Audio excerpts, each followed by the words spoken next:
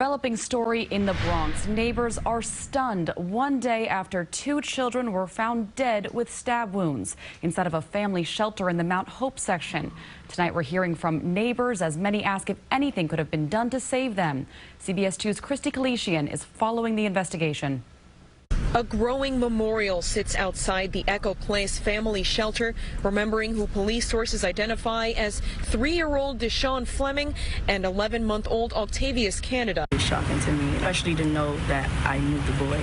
I gave them clothes. I've done things to help, even talking to her word for word. This neighbor, who didn't wish to be identified, also lives in the shelter. I heard the father yelling, "Help me." I was watching out my window. I seen the babies on the stretchers. You know, the EMTs were doing CPR, and I couldn't believe it.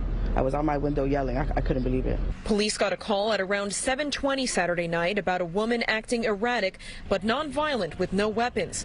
She's believed to be the boy's mother.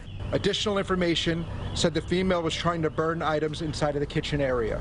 She was then taken to St. Barnabas Hospital to be evaluated. You battle some things in the mind mentally nobody else would know about if you don't share, but she has shared some depression. She's always been, highs and lows. Police were told the boys were with their father. They weren't.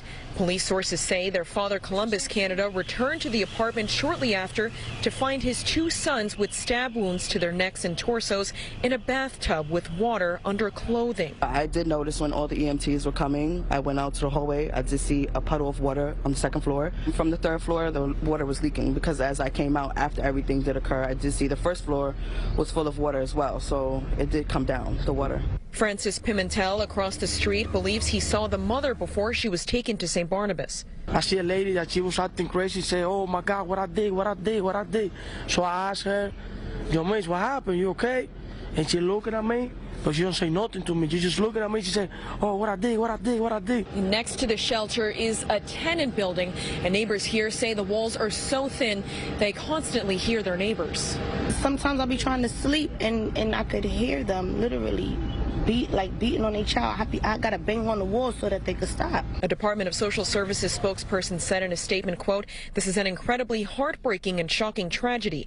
We offer our deepest condolences to all those who have been impacted and stand ready to provide them with any support they need during this incredibly difficult time." Shelter residents see its staff constantly change. It's unfortunate.